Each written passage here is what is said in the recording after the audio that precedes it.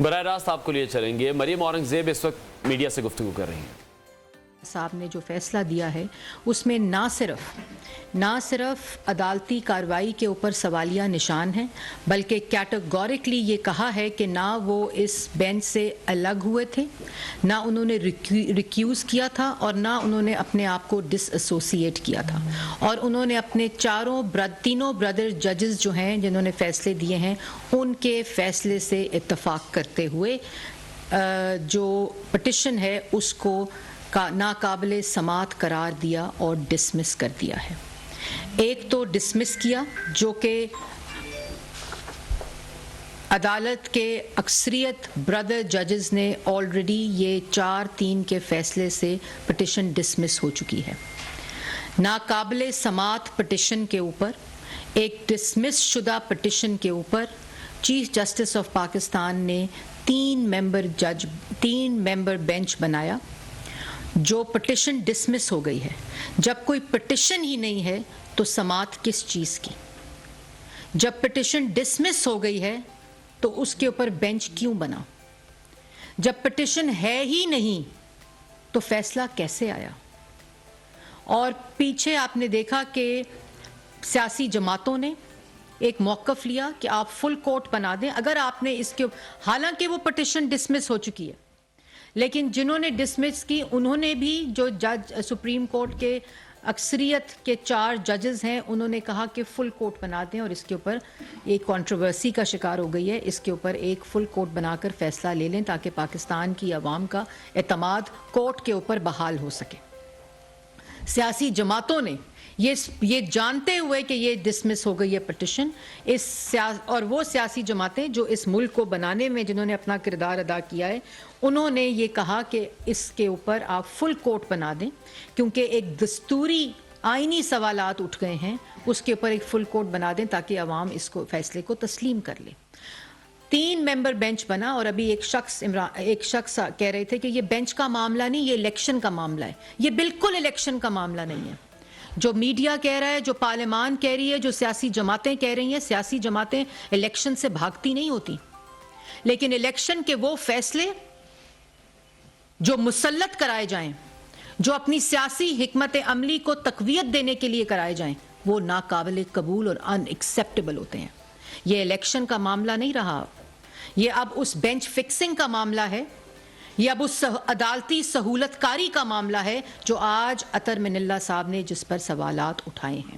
اور انہوں نے کہا ہے کہ وہ قانونی کارروائی یا وہ عدالتی کارروائی جو کسی سیاسی حکمت عملی کو آگے بڑھانے کے لیے استعمال ہو، وہ اس کی اجازت نہیں ہے. اور یہ بات صرف اس الیکشن کی پٹیشن یا ان 4 سے 3 کے اکثریت فیصلے کو اس پٹیشن کو ڈسمس کرنے کی بات نہیں ہے. یہ اس کے 2 پہلو ہیں. یہ واردات 2 طریقوں سے ہو رہی تھی. اس کا ایک سیاسی پہلو ہے اور اس کا ایک عدالتی پہلو ہے. اور جب عدالتی پہلو سیاست کے اوپر اثر انداز ہو، جب عدالتی کارروائی متنازع ہو جائے اور اس کو سپریم کورٹ کے اپنے اکثریتی ججز کا بینچ اس کو نہ مانے، سپریم کورٹ کے اندر اس کی تقسیم ہو، جس فیصلے کو سپریم کورٹ کے برادر ججز اور اکثریت ججز کی نہ مانے، وہ عوام کیسے مانے؟ وہ کیسے تسلیم کر لیا جائے کہ وہ فیصلہ شفاف ہے، قانون کے مطابق ہے اور آئین کے مطابق ہے؟ اور آج اطہر من اللہ صاحب کی جو ججمنٹ آئی ہے، یہ اس بات کی نشاندہی کرتی ہے کہ ایک، یہ آلریڈی ڈسمس پٹیشن تھی، اس کے اوپر بینچ نہیں بن سکتا تھا، اور اس کا فیصلہ غیر قانونی اور غیر آئینی ہے. تو پھر سوال یہ اٹھتے ہیں کہ عدالتی سہولت کاری کیوں یہ جھوٹ بولا گیا کہ ججز نے اپنے آپ کو ریکیوز کر لیا ہے؟ کیوں یہ جھوٹ بولا گیا کہ ججز نے اپنے آپ کو اس سے علیحدہ اور ڈس ایسوسیٹ کر لیا ہے؟ اور کیوں اس جھوٹ کا سہارا لیتے ہوئے ایک متنازع 3 بینچ اس پٹیشن پہ بنایا جو ڈسمس ہو چکی ہے؟ ملک کی عدالتی تاریخ میں، ملک کی آئینی تاریخ میں کبھی ایسا فیصلہ، کبھی ایسا نہیں ہوا کہ ایک پٹیشن خارج ہو جائے، ایک پٹیشن ہو ہی نہ، اور اس کو سپریم کورٹ کی اکثریت اس کو ڈسمس کر دیں, اس کے اوپر 3 بینچ بنا دیں چیف جسٹس آف پاکستان, اور اس کے اوپر 3 بینچز کے اندر اعجاز الاحسن صاحب جو آلریڈی ایک متنازع ان کا تاثر ہے کہ ان کو ہر اس بینچ میں بٹھایا جاتا ہے جس کے جو پاکستان تحریک انصاف کے حق میں فیصلہ آنا ہو, بینچ بننے سے پہلے یہ تاثر ہوتا ہے کہ اس کا فیصلہ کیا آئے گا. کیا یہ سپریم کورٹ کا یہ آئینی کردار ہے؟ اور آج عطر من اللہ صاحب کا جو فیصلہ ہے اس میں یہ کہا گیا ہے کہ جب وہ عدالتی کارروائی جو کہ ایسا تاثر دے کہ وہ کسی ایک سیاسی حکمت عملی کو آگے بڑھانے کے لیے استعمال ہو رہی ہے, اور یہ تاثر ہو اس سے یہ تاثر بن جائے کہ پولیٹیشنز ان جوڈیشل روبز.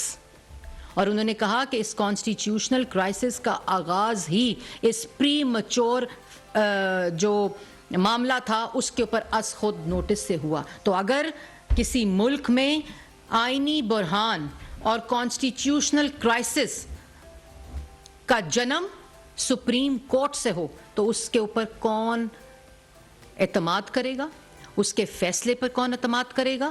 اور اگر کسی فیصلے پہ سپریم کورٹ کی اکثریت تقسیم ہو اور اقلیتی فیصلے کو مان کر اس پہ بینچ بنا کر اس کا فیصلہ دے دیا جائے تاکہ ایک شخص کی, ایک لاڈلے کی, ایک فورن ایجنٹ کی, ایک منی لانڈرر کی, ایک گھڑی چور کی, ایک آئین شکن کی سہولت کاری ہو, تو یہ قابل قبول نہیں ہے. اور اس سے بالکل صحیح کہا گیا اس ججمنٹ میں کہ اس سے پولیٹیشنز ان جوڈیشل روبز کا تاثر ہوتا ہے. اور اس کے بعد جیسے میں نے پہلے کہا کہ یہ 2 اس کے پہلو ہیں. ایک سیاسی پہلو کہ عدم اعتماد کامیاب ہو جائے عمران خان صاحب کا, تو اس کے بعد ڈپٹی اسپیکر سے رولنگ دلوائی, ڈپٹی اسپیکر نے رولنگ دی اور اس سائفر کی جو من گھڑت کہانی تھی اس کو تسلیم کرتے ہوئے صدر سے اسمبلی توڑوا دی.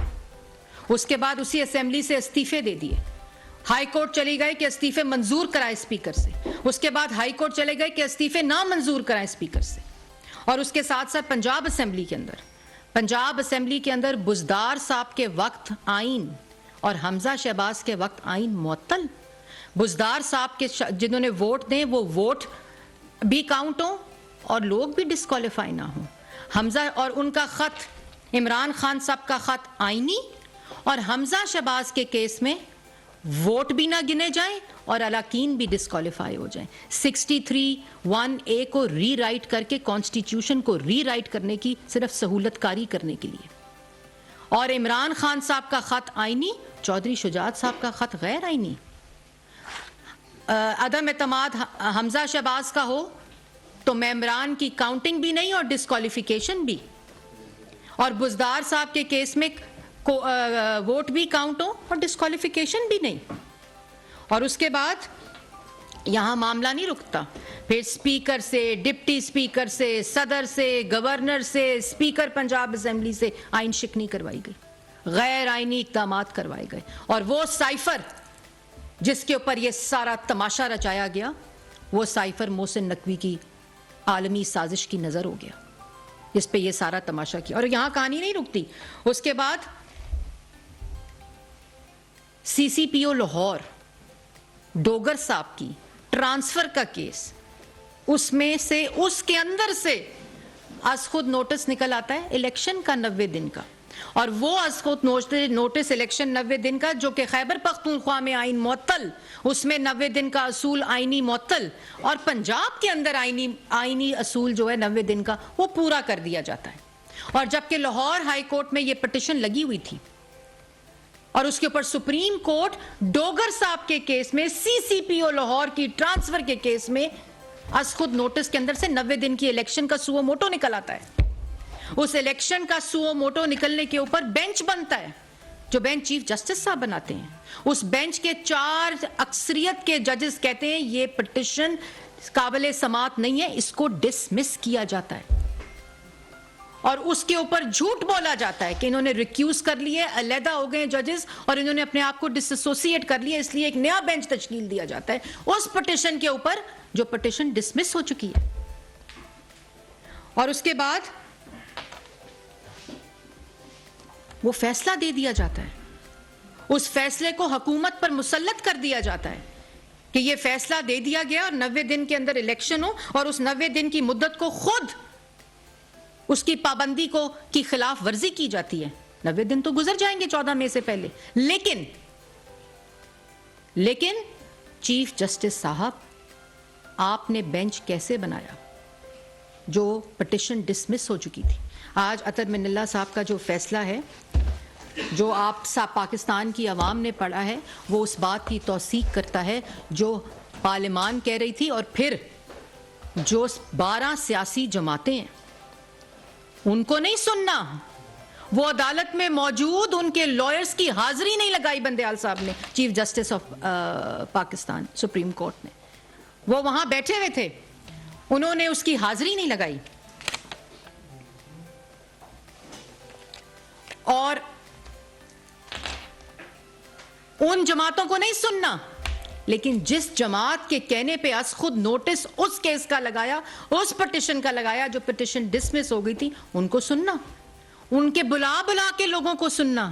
اسد عمر صاحب کو کہنا ادھر آئے بتائیں اکانومی کی, جس کو پاکستان تحریک انصاف نے وزارت خزانہ کی کرسی سے کان پکڑ کر نکال دیا, اس کو بلایا گیا کہ آپ اکانومی کی سچویشن بتائیں. لیکن وہ 13 جماعتیں جو رائٹ سائڈ پہ بیٹھی ہیں ان کو نہیں سننا. صحافیوں نے دیکھا, رپورٹرز نے دیکھا, میڈیا نے دیکھا, وہاں کورٹ روم میں دیکھا کہ سب کے وکیل موجود تھے, ان کی حاضری تک نہیں لگائی. کیوں؟ الیکشن کیا خالی پاکستان تحریک انصاف نے لڑنا تھا؟ کیوں ان 13 جماعتوں کو نہیں سنا گیا؟ اور اس کیس میں نہیں سنا گیا جو ڈسمس ہو چکا ہے. کوئی سپریم کورٹ کی لاج رکھنے کے لیے سن لیتے, کوئی اس کا وقار برقرار رکھنے کے لیے سن لیتے. اور آج جو اطہر من اللہ صاحب نے سوالات اٹھائے ہیں, نہ یہ پٹیشن, نہ اس کا فیصلہ آ سکتا ہے, نہ یہ فیصلہ عوام نے قبول کیا. اور پارلیمان نے وہی بات کی کہ آپ ایگزیکٹو کے رول میں انگریس کر رہے ہیں, مداخلت کر رہے ہیں الیکشن کمیشن کے آئینی کردار میں. الیکشن کب کرانا ہے یہ الیکشن کمیشن نے اس کا فیصلہ کرنا ہے, عمران خان نے اس کا فیصلہ نہیں کرنا. لیکن وہ آصف کھوسا صاحب کی طرح, جس طرح وہ ہوا تھا نا پینما کا, انہوں نے کہا کیا جا ادھر لے کے آؤ, وہ مریم نواز شریف صاحبہ کہتی ہے نا کہ ادھر آؤ, کہاں مارے پھر رہے ہو در بدر. اسی طرح اس ڈوگر کے کیس سے انہوں نے کہا الیکشن کرانے ہیں, آپ اپنی مرضی کے مطابق کرانے ہیں. بھاڑ میں جائے الیکشن کمیشن, پارلیمان, باقی 13 جماعتیں, پاکستان کی عوام. بھاڑ میں جائے الیکشن کمیشن, پارلیمان, باقی 13 جماعتیں, پاکستان کی عوام, کیونکہ عمران خان صاحب نے کہہ دیا. اور وہ عمران خان صاحب جنہوں نے خود اسمبلی توڑی, وزیر اعلیٰ پنجاب نے خود آن ریکارڈ کہا کہ میں اسمبلی نہیں توڑنا چاہتا تھا. اختیارات کا ناجائز استعمال, آئین کی اپنی مرضی کے مطابق تشریح قبول نہیں کی جا سکتی. اور آج اطہر من اللہ صاحب نے اس بات کی توثیق کی ہے, اور یہ 4 ججز کے فیصلے مکمل ہو چکے ہیں, جس میں انہوں نے یہ کہا ہے کہ سب سے جو امپورٹنٹ بات جو میں آپ کے سامنے پڑھنا چاہتی ہوں, The Chief Justice and the judges collectively constitute the Supreme Court of Pakistan.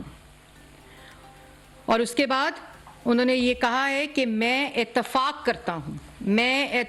کرتا ہوں اپنے بردر ججز کی تمام ججمنٹ کے ساتھ, اور عوام کا اعتماد اس وقت ختم ہو جاتا ہے جب عدالت کو سیاسی طور پر متعصب اور ججوں کو پوشیدہ سیاستدان سمجھا جاتا ہے. The judges are considered as politicians in judicial robes کا ورڈ استعمال کیا ہے. اور اس کے بعد آج عمران داری پر آئین کی فتح ہوئی ہے. سچ بولنے والے ججز نے اپنی ججمنٹس کے ذریعے, اپنے کورٹ آرڈر کے ذریعے اس سہولت کاری کو بے نقاب کیا ہے. اور ایک اور بات جو بہت امپورٹنٹ ہے کہ اس فرض کی خلاف ورزی کی صورت میں ذمہ داری چیف جسٹس اور تمام ججز پر عائد ہوگی, کیونکہ وہ مل کر سپریم کورٹ تشکیل دیتے ہیں. بینچوں کی تشکیل اور مقدمات کی تقسیم کا عمل شفاف, منصفانہ اور غیر جانبدارانہ ہونا چاہیے. عدالت کو کسی بھی سٹیک ہولڈرز کو اپنی سیاسی حکمت عملی کو آگے بڑھانے یا دوسرے حریفوں پر فائدہ حاصل کرنے کے لیے اپنا فورم استعمال کرنے کی اجازت نہیں دینی چاہیے. اور انہوں نے یہ کہا کہ جب پٹیشنر آئے اور از خود نوٹس لیا جائے تو اس میں اور بھی زیادہ احتیاط برتنی چاہیے, اور جو پٹیشنر ہے اس کی نیت, اس کا طرز عمل, اس پٹیشن سے پہلے کیا رہا ہے, اس کو جانچ کر از خود نوٹس لینا چاہیے. تو اس صورت میں پٹیشنر سائفر والا تھا, جھوٹی عالمی سازش والا تھا. اس کیس میں پٹیشنر ملک کے خلاف سازش کرنے والا تھا, فورن ایجنٹ تھا, گھڑی چور تھا, ٹیرین کا والد تھا. پہلے لانگ مارچ کا تماشا لگایا, پھر جیل سے بچو تحریک کا تماشا لگایا, اس کے بعد صرف عدالت سے بچنے کے لیے یہ الیکشن کا ڈرامہ کرایا اور اسمبلیاں تحلیل کی. اگر اسمبلیاں تحلیل کرنی تھیں تو پھر پہلے جو اسمبلی تحلیل کی پھر استعفے دیے, تو پھر استعفے منظور کیوں کرائے؟